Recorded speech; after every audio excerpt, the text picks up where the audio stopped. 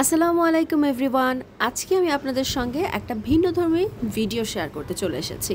আমার আজকের ভিডিওর মূল উদ্দেশ্য হচ্ছে সার্ভে। আমি আমার ইউনিভার্সিটি লাইফ তেমন একটা আপনাদের সঙ্গে শেয়ার করিনি এই পর্যন্ত, তবে এখন থেকে ভেবেছি আমি টুকটাক ভিডিও দেওয়ার চেষ্টা করব।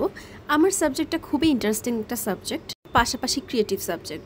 আমার মনে হয় আমি যদি আমার দৈনন্দিন কাজগুলো আপনাদের সঙ্গে শেয়ার করি, আপনারা খুব পছন্দ করবেন।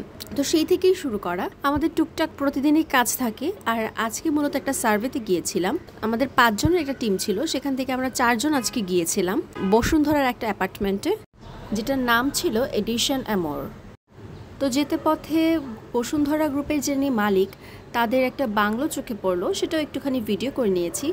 তারা মূলত এখানে আসলে থাকেন না, বিশাল বাংলোটা এভাবেই পড়ে থাকে। তো এই তো কথা বলতে বলতে আমরা আমাদের গন্তব্যে চলে এসেছি। তো এই অ্যাপার্টমেন্টটার বাহিরের লুকটা দেখে আপনারা বুঝতে পারবেন যে কতটা চমৎকার লাগছে। তো আমরা তো মূলত ইন্টেরিয়র নিয়ে পড়ালেখা করছি, কিন্তু আমাদের আসলে এক্সটেরিয়র নিয়েও অনেক কাজ থাকে।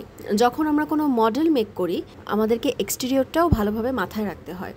তো সেক্ষেত্রে এখন দেখা যায় শুধুমাত্র আমি না, আমাদের ডিপার্টমেন্টের যে কেউ যদি রাস্তা দিয়ে চলাফেরা করে, যে কোনো একটা সুন্দর বিল্ডিং অথবা একটু কারুকার্য করা কোনো একটা বিল্ডিং যদি দেখি, তাহলে আমাদের চোখ সেখানে আটকে যায়। আমরা বিভিন্ন রকম চিন্তা ভাবনা করতে থাকি যে এটাতে কী দিয়ে বানানো হয়েছে, কিভাবে বানানো হয়েছে। তো শুধুমাত্র ইন্টেরিয়র নিয়েই যে আমাদের কাজ তা আসলে না, মূলত ইন্টেরিয়র নিয়ে হলেও এক্সটেরিয়র নিয়েও আমাদের কাজ টুকটাক হয়ে থাকে। তো এই বাসাটা আমরা দেখছিলাম, বাসাটা আমার কাছে মোটামুটি ভালোই লেগেছে।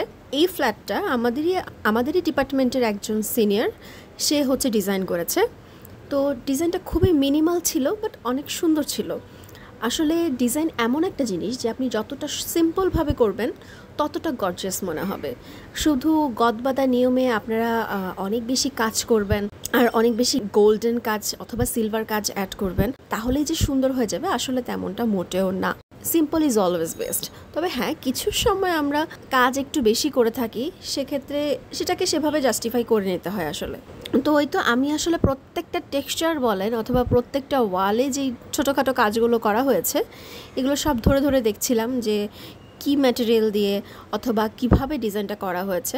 আপনারা দূর থেকে দেখে হয়তো ভাবতে পারেন এখানে তো তেমন কোনো কাজই দেখা যাচ্ছে না, বাট যেটুকু কাজই দেখতে পাচ্ছেন, এই কাজগুলো আসলে খুব ডিটেইল করে করা। এবং এই কাজগুলো করতে যে মিস্ত্রিদেরকে আমাদের বোঝাতে হয়, তাদেরকে বোঝাতে গিয়েও আমাদের মাথার ঘাম পায়ে ফেলতে হয়।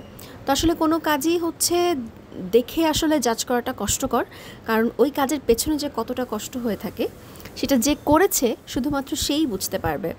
এখানে ফার্নিচারের ভেতরে কিছু ইউনিক কাজ করা হয়েছে, সেগুলো আমি আপনাদের সঙ্গে পরে আলাদাভাবে একদিন শেয়ার করব।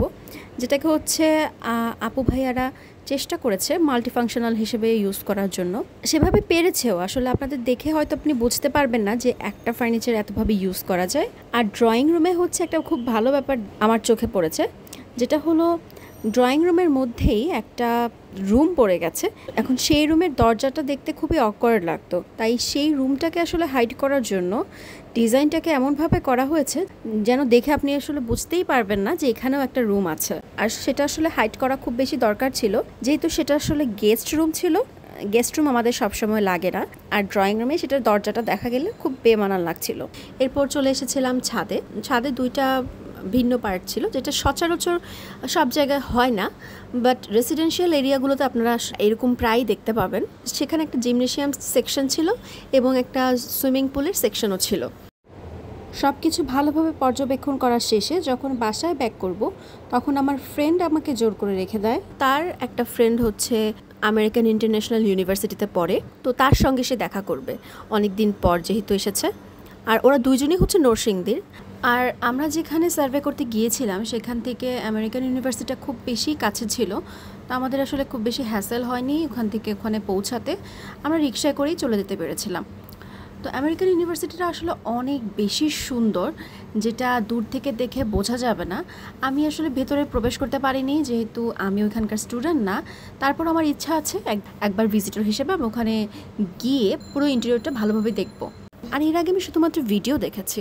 এরপর হচ্ছে আমরা টুকটাক স্ট্রিট ফুড খাই, কারণ আমাদের আসলে তেমন সময় ছিল না, আর ওর ফ্রেন্ডেরও তেমন সময় ছিল না, কারণ ও ব্রেক টাইমে হাতে আধা ঘন্টা সময় নিয়ে এসেছিলো। তো এই তো আমরা টুকটাক খাওয়া দাওয়া করে তারপর যে যার মতো বাসায় চলে আসি। আর বাসায় আসার পথে আগা খান স্কুল দেখেছি, যেটা আমার নজর কেড়েছে। আগা খান স্কুলটা দেখতে বাহির থেকে অনেকটা ইস্ট ওয়েস্ট ইউনিভার্সিটির মতো হতে পারে, বাট আসলে তেমন মোটেও না। এটার ভিতরটা সম্পূর্ণ ভিন্ন। আমি ভিডিও দেখেছি আর আজকে হচ্ছে বাহির থেকে দেখলাম, বাট আমার ইচ্ছা আছে নেক্সট ডে কোনো এক সময় আগা খান স্কুলে যাওয়ার, এবং আমি যদি যাই অবশ্যই আপনাদের সঙ্গেও এটার ইন্টেরিয়র এবং এক্সটেরিয়রটা শেয়ার করব। তো বাসায় তারপর চলে আসলাম। তো চলে এসে দেখলাম আমার বোন হচ্ছে মোমোজ বানাচ্ছিল, যেটা আমার খুবই পছন্দের। তো হয়তো তারপর মোমোটোমো খেয়ে আজকের মতো এখানেই বিদায় নিচ্ছি। দেখা হবে আর একটা নতুন চমৎকার ভিডিও নিয়ে। Till then tata, take care, সবাই ভালো থাকবেন। আল্লাহ হাফিজ।